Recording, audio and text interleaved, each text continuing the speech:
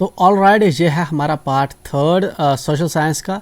Actual में हम अब क्या डिसाइड किया हमने कि हम ऑन बोर्ड नहीं लिखेंगे, जहाँ पे कुछ जो है आंसर्स मैंने जहाँ पे लिख रखे हैं, जस्ट मैं आपको दिखाऊंगा कि किस तरह से आंसर आपको नहीं लिखने हैं। ठीक है, ओके। ये है आपका क्वेश्चन नंबर 17। क्वेश्चन नंबर 17 कैसे लिखना है मैंने बताया था आपको। इसके अंदर आपने 40 से 50 वर्ड लिखना है, इससे ज़्यादा नहीं होना चाहिए। तो क्वेश्चन नंबर जो आपका 17 है, ये मैंने दिखाया आपको।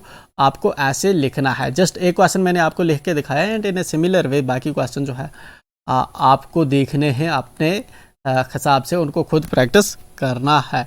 चलिए यहाँ पे बट मैंने लिख रखे हैं। चलिए नेक्स्ट क्वेश्चन जो है, हमने ये वाला भी हमने डिस्कस किया था कि ज्योति राव फूले जो है उसने ब्राह्मण्स को कहा कि ब्राह्मण्स आर्यंस के, वो एक बाहर की जो फारियंस के, इंडिया के नहीं थे। हेंस जो है उनका कोई अधिकार बनता नहीं कि वो करें यहाँ के लोगों को के साथ कास्ट डिस्क्रिमिनेशन करें। तो ये है पहले आपका क्वेश्चन नंबर 17। क्वेश्चन नंबर 17 आपका वो था जो हमने इससे पहले जो हमने आप डिस्कस किया। ये है आपका question number 17। And question number 17 के अंदर हमने देखा था कि जो कुछ एवल्स प्रैक्टिसेस प्रेवेलेंट थी इंडिया के अंदर 19th सेंचुरी में, एंड हमें बताना था कि आज ऐसी कौन सी एवल प्रैक्टिस है जो आज भी प्रेजेंट है, और हमें इसको सजेशन देने थे कि किस तरह से वो एरेडिकेट कर सकते थे। तो जहाँ पे जो है ये इसने बड़ा लंबा चौड़ा लिखा है, बट इतना आपको डिटेल में लिखने की ज़रूरत नहीं है। And I am not sure ना ये उससे मैच नहीं करता, ठीक है ना। ये हमने गूगल से उठाए हैं, कुछ कोचिंग के इंस्टीट्यूट्स के हैं, बट ये वाला इसका एग्जैक्ट आंसर नहीं है। जो गाइडों में लिखे होते हैं या जहाँ पे लिखे होते हैं, ये इसके एग्जैक्ट आंसर नहीं होते। आप रेफर करेंगे जो आपको टीचर्स लिखाते हैं क्लास के अंदर, वो बेटर लिखाते हैं, ठीक है ना। उनको पता होता है कि क्या आंसर लिखना होता है, रादर देन ये गाइडों पे या कोचिंग सेंटर्स जो पब्लिश करते हैं, ये जस्ट पैसों के लिए करते। तो ये अपने आप में काफ़ी डिफ़िकल्ट है। इसके अंदर लगभग मुझे 500-600 वर्ड्स दिख रहा है, ये आपके काम का नहीं बनेगा, ठीक है ना। और जो है सबसे इंपॉर्टेंट होता है क्वेश्चन को आप प्रेजेंट किस तरह करेंगे, मतलब कहाँ पे आपको डायग्राम डालनी है, कहाँ पे आपको फ्लो चार्ट डालना है, ठीक है ना, ताकि जो है कहाँ पे आपको चीज़ें हाईलाइट करनी है, ताकि एग्जामिनर को देखी कि पता चले आप क्या दिखाना चाहते हैं उसको, ठीक है। एंड सेकंड इंपॉर्टेंट थिंग जो मैंने आपको बताई थी पिछले क्वेश्चन के अंदर, वो मैंने बताया था कि क्वेश्चन के अंदर जो चीज़ें लिखी हों उसी को आप जो है हेडलाइन यूज़ करते। देखिए किस तरह से, इस तरह से जब भी आप क्वेश्चन शुरू करेंगे, हमेशा हर क्वेश्चन का एक स्ट्रक्चर होता है। स्पेशली ये स्ट्रक्चर हमें यूज़ करना होता है अपने लॉन्ग टाइप क्वेश्चंस के लिए, ठीक है ना, जो हमारे 5 मार्क्स के होते हैं। उसके ऊपर आपको इस तरह से एक हेडिंग लिखनी होती है, ठीक है ना। फिर उसके अंदर आपको इस तरह से आपने जो क्वेश्चन का बॉडी लिखना होता है, एंड देन आपको अपने क्वेश्चन की कंक्लूजन लिखनी होती है। तो ये फॉर्मेट होता है। हेडिंग में आप क्वेश्चन को जो है इंट्रोड्यूस करते हैं, एंड देन जो इंपॉर्टेंट चीज़ें होती हैं बॉडी के अंदर लिखते हैं। अब बॉडी के अंदर जिस तरह से इसने जो है इसने एक पूछा था, एवल दैट इज स्टिल प्रैक्टिस्ड, यही लाइन उठा के आपने जहाँ पे लिख देनी है, एवल दैट इज स्टिल प्रैक्टिस्ड। तो जहाँ पे आप लिखेंगे, ठीक है ना। उसके बाद यहाँ पे क्या लिखा है, suggest how it can be eradicated, तो आप इसको लिखेंगे suggestions to eradicate it. Suggestions यहाँ पे ये वाला लिख देंगे, सजेशंस टू एरेडिकेटेड, यहाँ पे हाईलाइट करेंगे, उसके नीचे लिखेंगे। तो इस तरह एग्जामिनर को पता चलेगा आप वही लिख रहे हैं जो उसने सवाल में पूछा है, ना कि आप अपनी दस्तान लिख रहे हैं, ठीक है। चलिए आते हैं नीचे, आपका ये वाला जो है क्वेश्चन नंबर 18 था, ठीक है। एंड इस क्वेश्चन को देखिए, क्वेश्चन आपका क्या है, क्वेश्चन है कि ज्योतिराव जो फूले था उसने किस तरह से जो है काउंटर किया ब्राह्मण्स की सुपरमेसी को, ठीक है ना, जो क्रिटिसाइज़ किया उसने कास्ट इनइक्वालिटी को। यह है आपका कास्ट इनइक्वालिटी को किस तरह से क्रिटिसाइज़ किया। तो ये नीचे इसका जो है आंसर है कि ज्योतिराव फूले जो था उसने ब्राह्मण्स को कहा कि वो सुपीरियर्स नहीं हैं, क्योंकि वो जो है वो एक्चुअल में आर्यंस हैं, ठीक है ना। उसने आर्ग्यू किया, उसने अपना पॉइंट ऑफ व्यू रखा कि जो आर्यंस हैं वो बाहर के हैं, फॉरेनर्स हैं, ठीक है ना, जो इंडिया के अंदर, जो इंडियन सब कॉन्टिनेंट के अंदर जो है बाहर से आए हुए हैं, ठीक है ना। और यहाँ के जो ट्रू चिल्ड्रन हैं, इस कंट्रीज़ के जो असल में रहने वाले हैं लोग हैं, उन पे जो है वो उनको क्या करते हैं, उन पे जुल्म करते हैं, ठीक है ना। Aryans began looking at defeating peoples as inferiors, और जो आर्यंस ने जहाँ पे जो लोकल लोग थे जिनको हरा के उन्होंने हिंदुस्तान पे कब्जा किया, उनको जो है इन्फीरियर्स मानते हैं, एंड लोअर कास्ट के लोग जो है मानते हैं, ठीक है। तो उसने फिर क्या कहा, फूले ने further sad that upper caste जो है उनको कोई राइट नहीं है लोअर कास्ट के लोगों पे जो है इस तरह से हुक्मरानी करने का। ठीक है, इन रियलिटी जो लैंड है वो बिलोंग करती है जहाँ के लोकल लोगों को, इंडिजिनस जो जहाँ के लोग हैं, ठीक है, जिनको लो कास्ट के से जाना जाता है। तो एक्चुअल में जो बाहर के ब्राह्मण्स, आजकल के जो ब्राह्मण्स बने हुए हैं, ये एक्चुअल में आर्यंस हैं जिन्होंने इंडिया को अटैक किया एंड जहाँ के लोगों को जो है हरा के जहाँ पे उनकी लैंडों पे, ज़मीनों पे कब्जा कर लिया है। तो ये वाला इसका आंसर रहेगा। ठीक है, ये वाला आंसर मुझे ठीक लग रहा है इसका, तो ये वाला चल जाएगा। ठीक है, इसमें कोई इतनी दिक्कत नहीं है। ठीक, चलिए नेक्स्ट है आपका question number 19। The first prime minister of India Jawaharlal Nehru sad that India could not and must not become a Hindu Pakistan. तो पहले जो हमारे जवाहरलाल नेहरू इंडिया का पहला प्राइम मिनिस्टर था, उसने कहा, क्या कहा कि इंडिया को हिंदू पाकिस्तान नहीं बनना चाहिए। तो अब हमसे क्वेश्चन वाला कह रहा है what did he mean by this statement. कह रहा है कि इस स्टेटमेंट से उसका क्या मतलब था, in what context he sad it.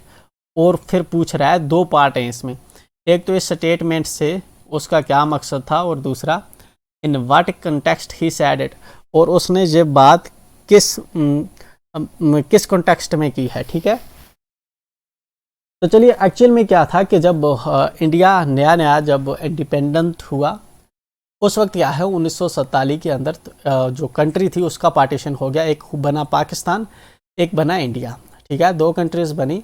But जब जो इंडिया बना तो इंडिया का आप कॉन्स्टिट्यूशन लिखना था, कॉन्स्टिट्यूशन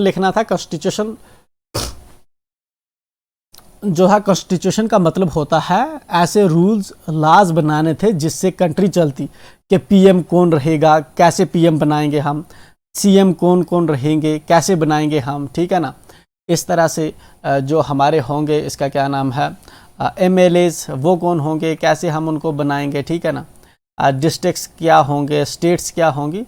तो इस सब के लिए जो है हमें कॉन्स्टिट्यूशन लिखना था, मतलब रूल्स लिखने थे, लॉज लिखने थे। ठीक है ना, तो कॉन्स्टिट्यूशन लिखना था। तो असेंबली के अंदर जब तब डिबेट हो रही थी कि हमें अपने कॉन्स्टिट्यूशन में क्या क्या चीज़ें होनी चाहिए।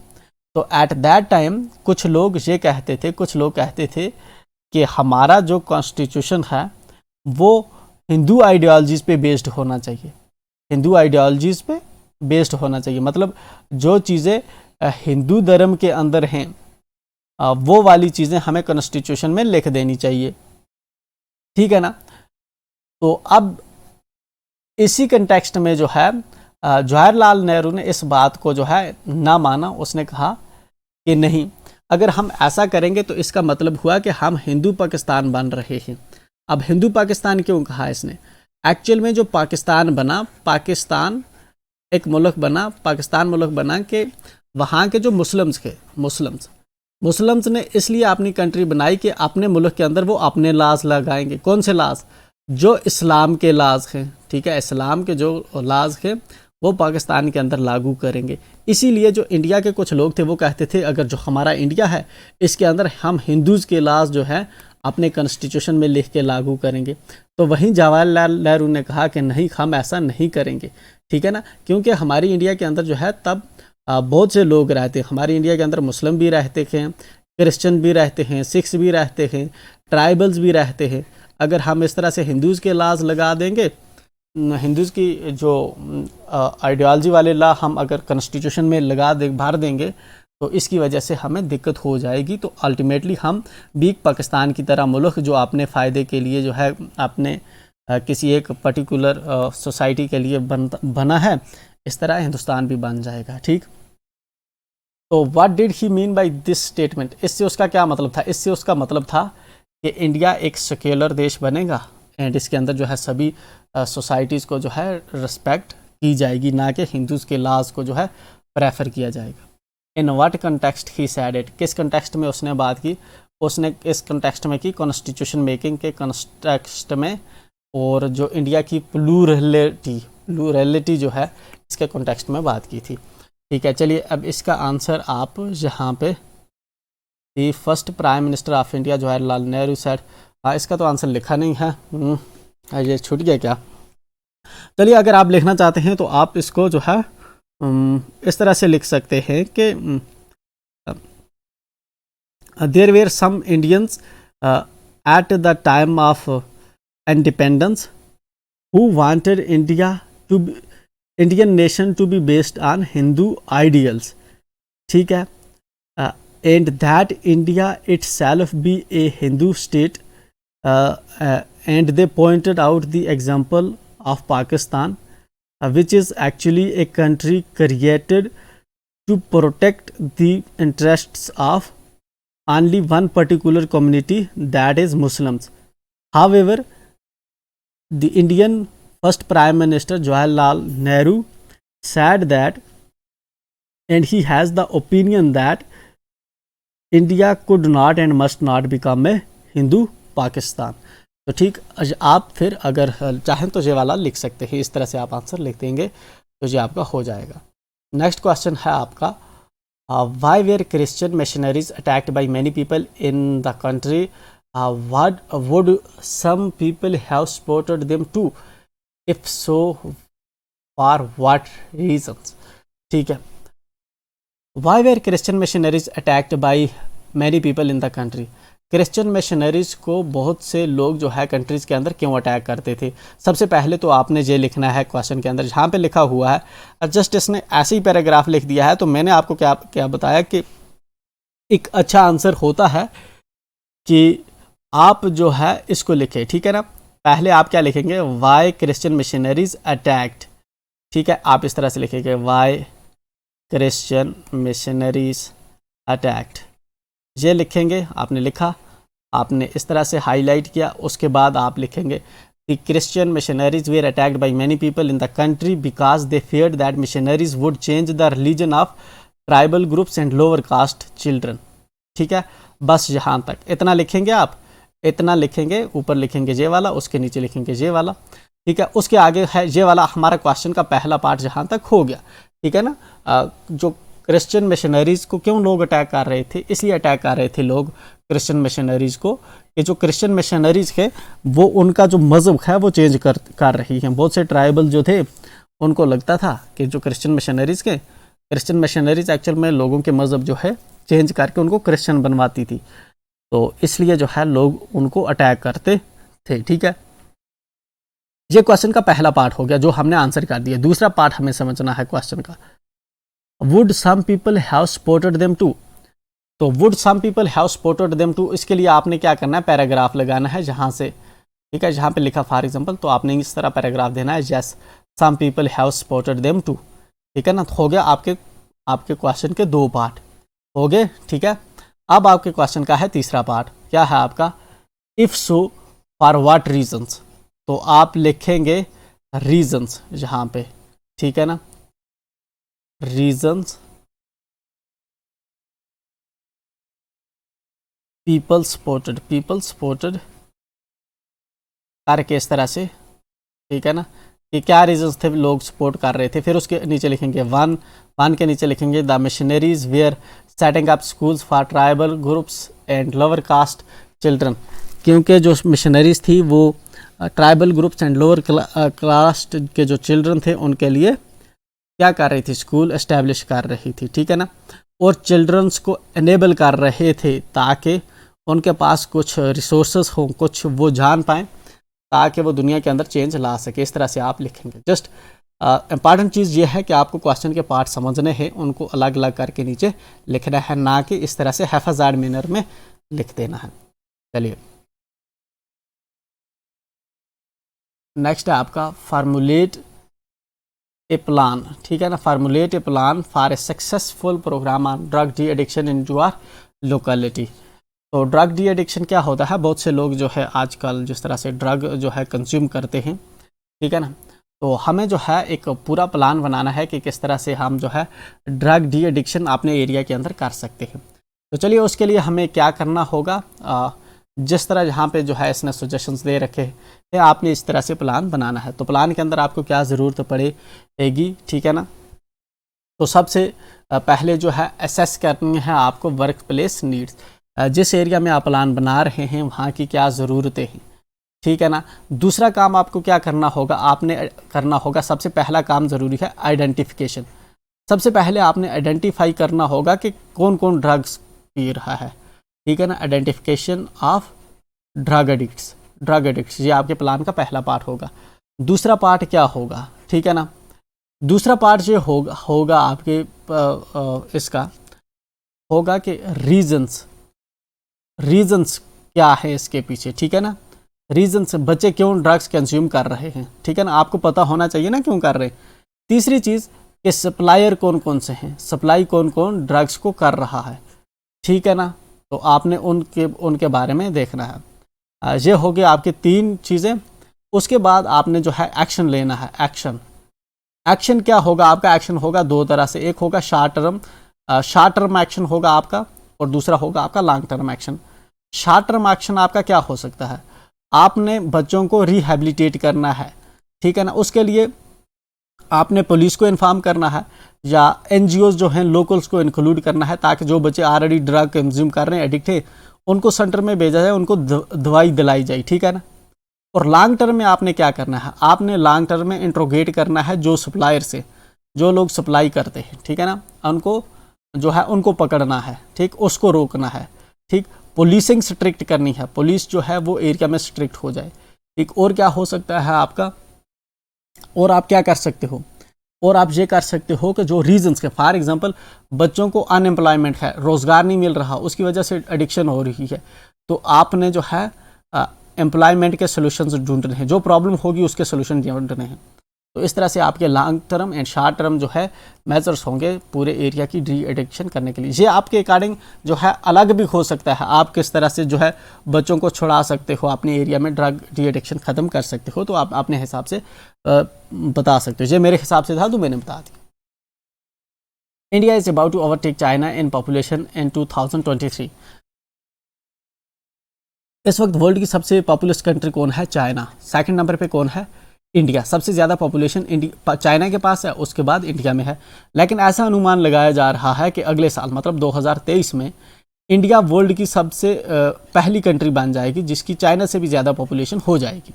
वही ये कह रहा है, besides growing more crops, improving irrigation using fertilisers, sowing high yielding variety seeds, suggest some new methods of farming to meet the growing needs of food.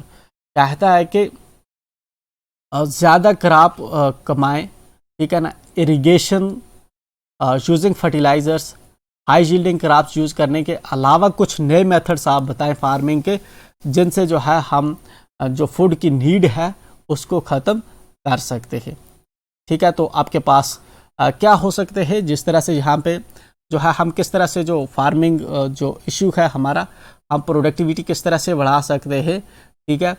Increasing cropped area हमें आंसर में नहीं लिखना, क्योंकि इसने खुद ही कहा है कि जो है इसके अलावा आप बताएं, तो ठीक है। नंबर ऑफ क्रॉप्स ग्रोवन, ये वाला इसने नहीं लिखा, तो एक ये वाला हो सकता है कि नंबर ऑफ क्रॉप्स जो है उनको हम डाइवर्सिफाई करें, ठीक है। इम्प्रूविंग इरीगेशन फैसिलिटीज़, तो इम्प्रूविंग इरीगेशन ऑलरेडी उसने लिखा है, तो इसके अलावा हमें बताना है। Use of fertilisers, high yielding variety of seeds, ये वाले उसने लिखे हैं, तो इसके अलावा हमें बताना है। तो इसके अलावा हमें क्या है, ये वाला मेकेनाइजेशन ऑफ एग्रीकल्चर इस आल्सो। देखो पहले क्या है कि डाइवर्सिफाई हमें करना होगी किसको, क्रॉप को।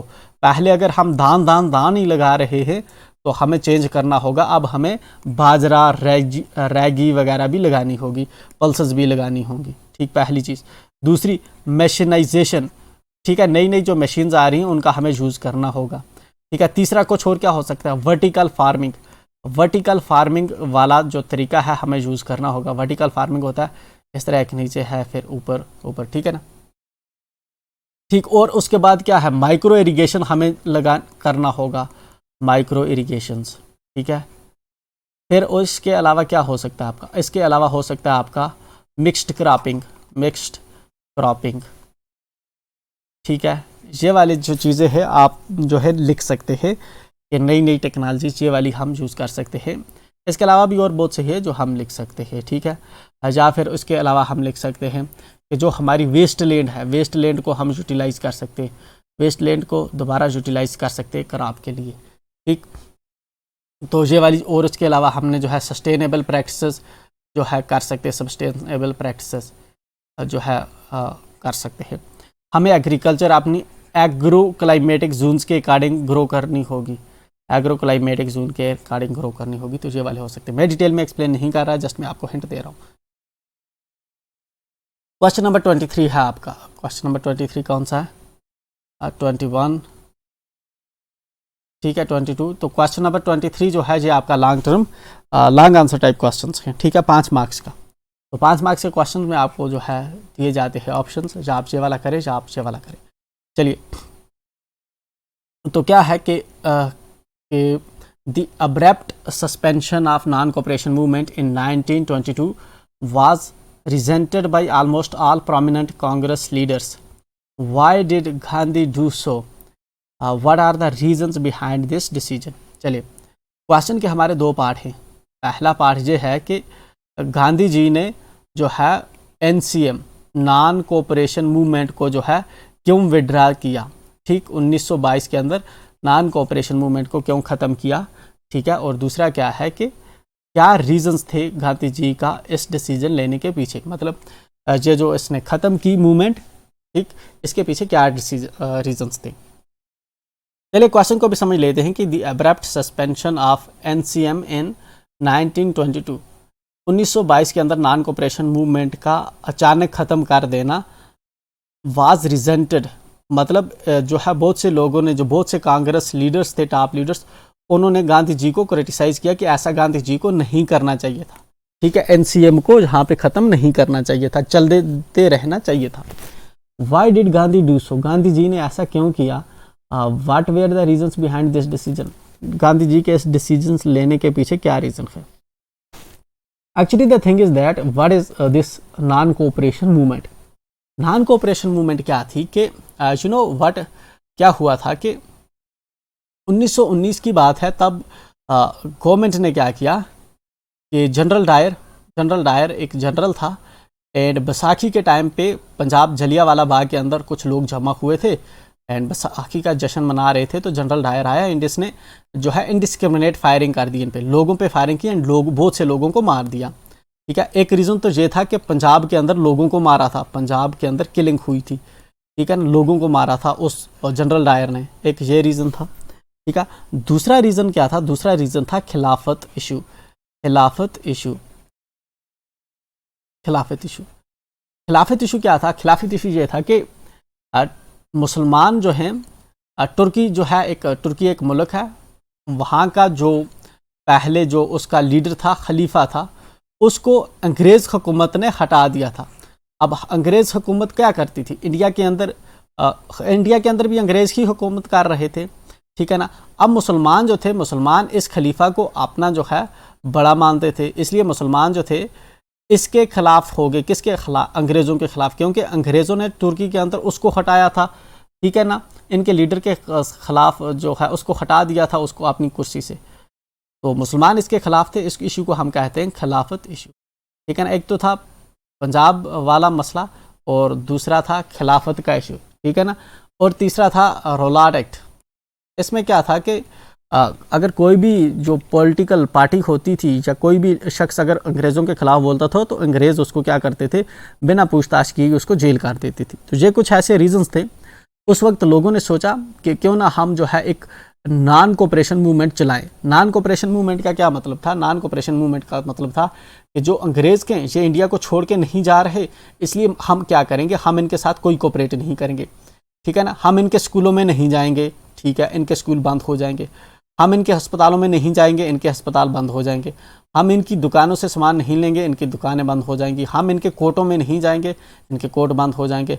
हम असम्बलियों में नहीं जाएंगे, हम MLA MLC वगैरह नहीं बनेंगे, तो इनकी गवर्नमेंट नहीं चलेगी, मतलब इनके साथ कोऑपरेट ही नहीं करेंगे, ठीक है ना, अंग्रेज़ों के साथ। तो मूवमेंट चल रही थी काफ़ी ज़ोर से, काफ़ी टाइम हो गया था, ठीक है ना, ज़ोर से चल रही थी मूवमेंट। बट हुआ क्या कि लोग काफ़ी जोश में थे, ठीक है ना, लोग काफ़ी जोश में थे। 1922 का साल था।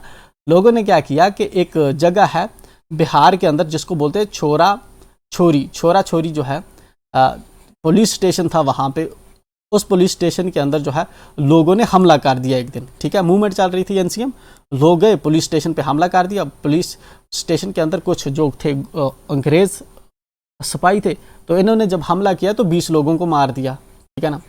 अब इसकी वजह से जो है गांधी जी ने जल्दी जल्दी जो है एनसीएम पूरी मूवमेंट जो थी ये ख़त्म कर दी, ठीक है। चलिए वही यहाँ पे लिखा है कि फरवरी 1922 में इसने ख़त्म कर दी। क्यों? क्योंकि इंसिडेंस हुआ छोरा छोरी का गोरखपुर के अंदर, ठीक है। क्योंकि एक जो लोगों का जमकुटा था वो गए और उन्होंने क्या किया, एक पुलिस स्टेशन को आग लगा दी एंड बहुत से जो पुलिस वाले थे लगभग 20 उनकी डेथ होगी, उनकी मौत होगी, ठीक है ना।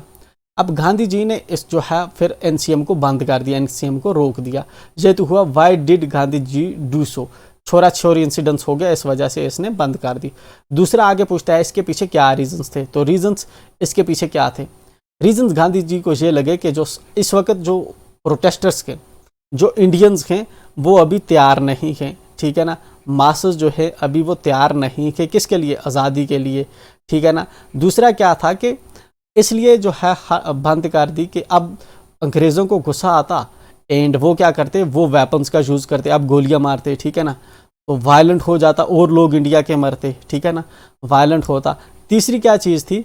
तीसरी ये चीज़ थी कि गांधी जी को वायलेंस पसंद नहीं थी, ठीक है ना। वायलेंस गांधी जी को पसंद नहीं थी, वो पीसफुल प्रोटेस्ट करना चाहता था, ठीक है ना, कि बिल्कुल जो खून खराबे के बगैर आज़ादी मिलनी चाहिए, ठीक है। तो ये वाले जो थे कुछ रीजंस थे जिसकी वजह से जो गांधी जी ने अब जो है विड्रा कर दिया किसको, एनसीएम को। तो ये जहाँ पे हम लिख सकते हैं। चलिए, why did our prime minister and deputy prime minister allow the creation of linguistic states. Linguistic states वाला इशू हम पहले भी डिस्कस कर चुके हैं। What made them to accept it, क्या चीज़ थी कि जिसकी वजह से उन्होंने एक्सेप्ट किया। देखिए एक्चुअल में जो लिंग्विस्टिक स्टेट्स का मसला है जो मैं पहले डिस्कस कर चुका हूँ। जब अंग्रेज़ इंडिया के अंदर हुकूमत कर रहे थे ब्रिटिश, तो उन्होंने क्या किया था कि उन्होंने अपनी मर्ज़ी से जो है बना दी थी स्टेटें, ठीक है ना। जिस तरह उनको कन्वीनियंट लग रहा था उन्होंने अपनी स्टेटें जो है इंडिया की बना दी थी। अब जो बहुत से तब जो स्ट्रगल कर रहे थे लोग, उन्होंने माना कि एक बार हम आज़ाद हो जाएं। लीडर्स ने कह रहे थे हम एक बार आज़ाद हो जाएं तो हम अगर फॉर एग्जांपल इस रीजन के अंदर अगर लोग उर्दू बोलते हैं तो इसको हम अलग स्टेट बनाएंगे। अंग्रेज़ों ने क्या किया था, जिस तरह ये वाली स्टेट है जहाँ पे लोग पंजाबी बोलते हैं तो हम इसको अलग स्टेट बनाएंगे। बट अंग्रेज़ों ने क्या कर रखा था कि उर्दू और पंजाबी वालों को एक ही स्टेट बना दी थी, ठीक है ना। अब इनमें से जो है दिक्कत होती थी, हम पहले भी बात कर चुके हैं इस मामले में, ठीक है। तो तब जो है लोग जो लीडर्स थे जो स्ट्रगल कर रहे थे उन्होंने खुद ही डिसाइड किया था कि हम जो है इस तरह से अलग अलग जो लैंग्वेज पे हैं उनको अलग अलग स्टेट बनाएंगे। बट हुआ क्या, जब 1947 का टाइम आया तो उस वक्त सिचुएशन ऐसी बन गई कि जो मुस्लिम्स लोग थे पाकिस्तान वाले उन्होंने कहा हमें पाकिस्तान चाहिए, ठीक है ना। एंड एट दैट टाइम 1947 के टाइम पे ये चीज़ देखते हुए जो तब की लीडरशिप थी वो इस चीज़ से घबरा गई कि अगर हमने इस तरह लैंग्वेज बेसिस पे एक एक स्टेट बनानी शुरू कर दी, ये कल को आज़ादी मांगेंगे और हमसे अलग हो जाएंगे, ठीक है ना।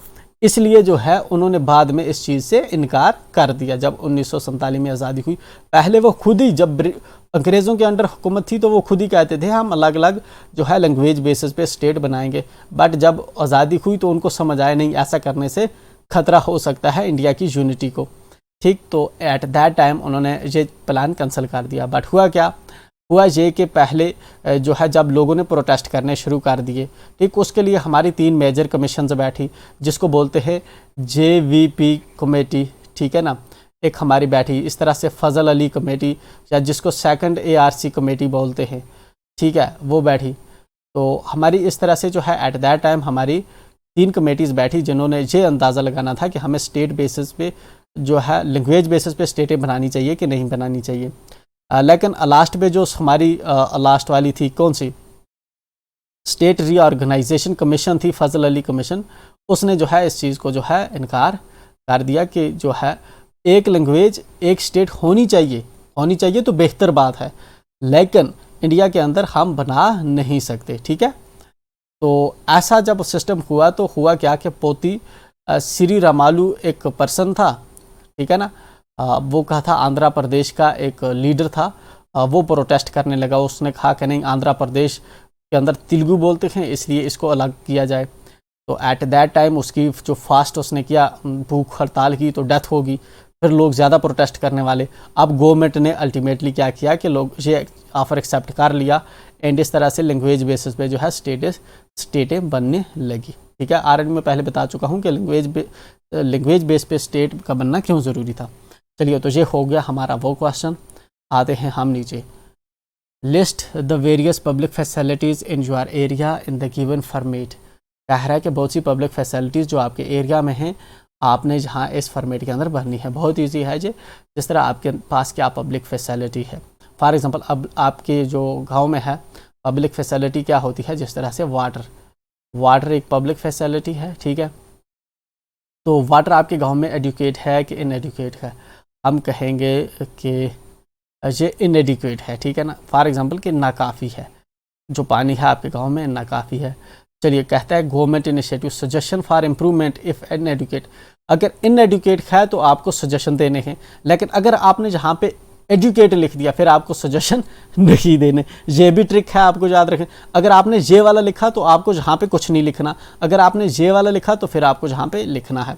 अब ज़रूरी नहीं है आपके गांव में सच में हो या ना हो, बट आपने जहाँ पे कुछ, फॉर एग्जाम्पल मैंने लिखा कि मेरे गाँव में वाटर की जो कमी है, तो अब मुझे कह रहा है कि आप सजेशन दो हमें कि किस तरह से इसको ठीक करें। मैं इसको कहता हूँ कि रीजोविनेट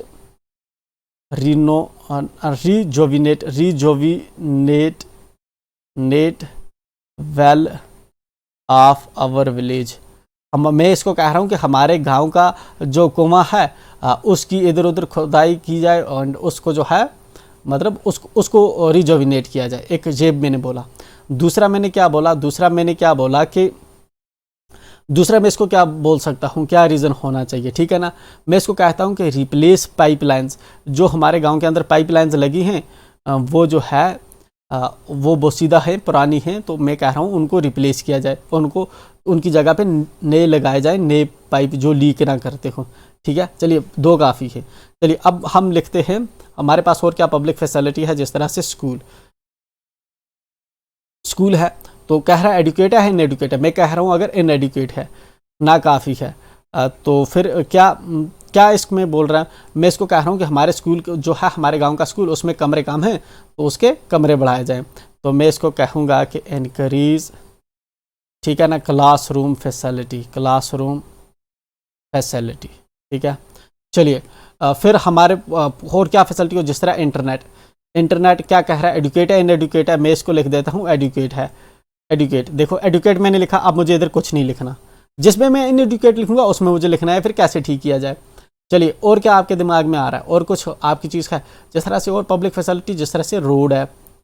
रोड आपकी एडुकेट है इनएडुकेट है? मैं कह रहा हूँ इनएडुकेट है बोल रहा है। फिर इसको आपको क्या करना चाहिए, मैं इसको कह रहा हूँ कि मैक्सिमाइज करो, मैक्सिमाइजेशन करो, हमारी रोड को मैक्सिमाइज करो। ठीक है, इसके अलावा और आप पावर का लिख सकते हैं आप, और आपको बहुत सी चीज़ें होती है। हमारे पास पंचायत घर है, जिस तरह से आप लिख सकते हैं। ठीक है ना, इस तरह से आपकी पब्लिक पार्क है, आपके गांव की पार्क है, आप उसके बारे में लिख सकते हैं। ठीक है, तो ये वाली इस तरह से होता है ये क्वेश्चन। आते हैं हम जहाँ पे, ओके, क्वेश्चन नंबर ये वाला है।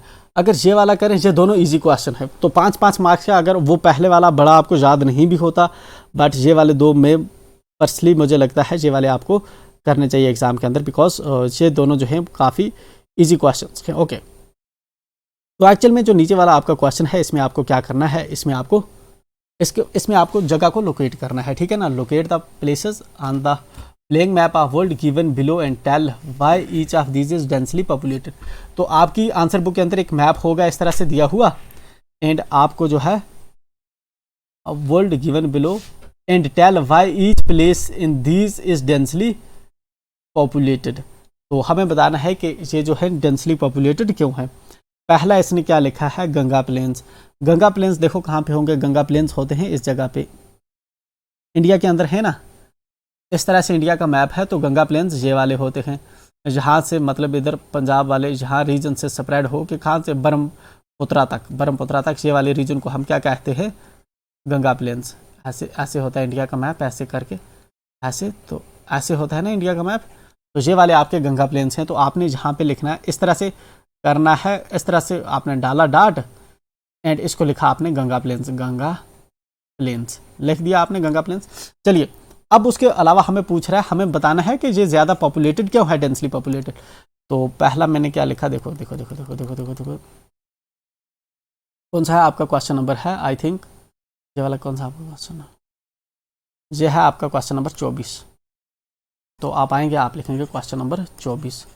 24 का आपने क्या लिखा, ए पार्ट है आपका, ए पार्ट है गंगा प्लेन्स। गंगा प्लेन्स एक तो आपने लिख दिया, एक तो आपने निशानी लगानी है गंगा प्लेन्स है कहाँ पे, एक काम। दूसरा ये डेंसली पॉपुलेटेड क्यों है, तो इसको आप लिखेंगे, इसका रीज़न क्या है, रीज़न है availability of plain area, availability of, एक तो प्लेन एरिया है, प्लेन एरिया है, प्लेन एरिया है, और दूसरा क्या है, वाटर अवेलेबिलिटी, पानी इधर है, वाटर अवेलेबिलिटी। इन दो वजह से जो है ये वाले एरिया के अंदर ज़्यादा लोग रहते हैं, एक एरिया प्लेन है और दूसरा पानी भी है, ठीक है ना, तो इन दो वजह से रहते हैं। चलिए ठीक है, अगला क्या है, प्लेन्स ऑफ चांग जियांग। जो आपका चांग जियांग रीजन है,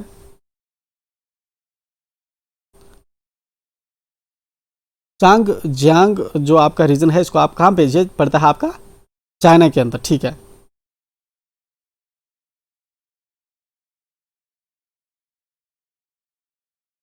तो आप जो है इसको, ये है इधर चाइना होता है हमारा, तो आप इसको चाइना के अंदर जो है लोकेट करेंगे, ठीक है। एंड यहाँ से ये वाला जो रीजन है चाइना का पड़ता है, तो यहाँ पे आप दिखाएंगे कि आपका है चांग जियांग रीजन, ये है चांग जियांग रीजन। तो चांग जियांग रीजन के अंदर भी क्या है, वो भी प्लेन है, और वहाँ पे भी क्या है, वहाँ पे भी क्या है, भी आपने लिखेंगे चांग जियांग रीजन, ये चाइना के अंदर है। तो इधर क्या है, इधर है यांग चीज रिवर। तो यहाँ पे अगर रिवर का आप लिखेंगे, वाटर अवेलेबिलिटी कौन सा है, गंगा रिवर, यहाँ पे गंगा है, ब्रह्मपुत्रा है, ब्रह्मपुत्रा, ठीक है ना, ये वाले रिवर है यहाँ पे, ठीक है ना। वाटर अवेलेबिलिटी ब्रैकेट करके इस तरह से इसके साथ आप लिख देंगे, इसके आगे गंगा ब्रह्मपुत्र एटसेट्रा कर देंगे, ठीक है। जहाँ पे यांग से रिवर है और प्लेन एरियाज हैं, प्लेन एरियाज हैं, फर्टाइल लैंड है, फर्टाइल लैंड भी होगी इस रिवर की वजह से, फर्टाइल लैंड। यांगसे से रिवर का बेसन पड़ता है, तो ये आपने हो गया आपका दूसरा, ठीक है। तीसरा आपका कौन सा है, जेरूसलम। अब जेरूसलम आपका कौन सा है, ये आपका पड़ता है इजराइल के अंदर, एंड ये लगभग आपका यहाँ पे, ठीक है ना, जेरूसलम। इधर आप लिख सकते हैं JERU। तो जेरूसलम एक्चुअल में यहाँ पे क्यों ज़्यादा लोग रहते हैं, जेरूसलम जेरूसलम के अंदर यहाँ पे लेना ना, क्या है जेरूसलम, सलम व्हाटएवर लिख दिया मैंने। तो इसके अंदर क्या है,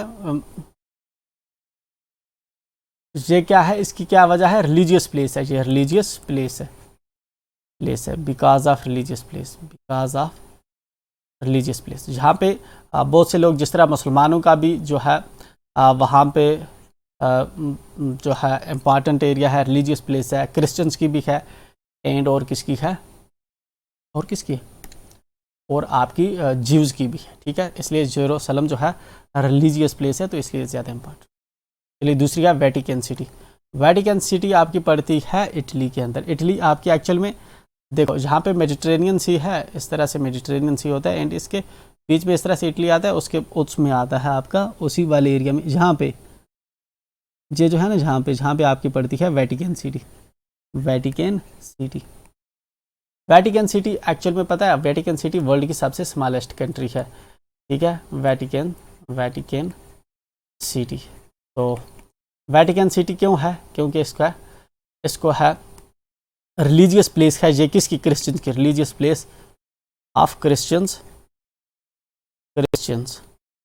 ठीक है, रिलीजियस प्लेस है ये क्रिश्चियंस की, इसलिए वहाँ पे ज़्यादा आबादी है। और ये है ओल्डेस्ट, सबसे पहले, ओल्डेस्ट तो नहीं है, हाँ चलिए बस इतना काफ़ी है, ठीक है। देन आपका है मुंबई। मुंबई आपका कहाँ पे पड़ता है इंडिया में, तो जहाँ पे पड़ता है आपका मुंबई, आप लिखेंगे इसको मुंबई, जो भी है मुंबई, इस जगह पे पड़ता है ना आपका मुंबई, इस जगह पे। तो मुंबई का आप क्या रीज़न लिखेंगे, क्योंकि ये कमर्शियल कैपिटल है जिसके अंदर काम काज होता है। कमर्श मुंबई मुंबई मुंबई क्यों ज़्यादा पॉपुलेशन है, क्यों इसके अंदर ज़्यादा पॉपुलेशन है, क्योंकि लोग काम काज के लिए जाते हैं, फिल्में वगैरह वगैरह बनती है, तो ठीक है ना, इसको हम बोलेंगे कमर्शियल सेंटर है, ये कमर्शियल इकोनॉमिक सेंटर है, उस वजह से जहाँ पे आपको ज़्यादा पॉपुलेशन मिलती है। तो इस तरह से जो है आपने अपना पेपर जो है कंक्लूड करना है। ये हो गया आपका paper, that's it for now. मिलते हैं नेक्स्ट सब्जेक्ट में नेक्स्ट वीडियो के साथ। Till then bye and enjoy.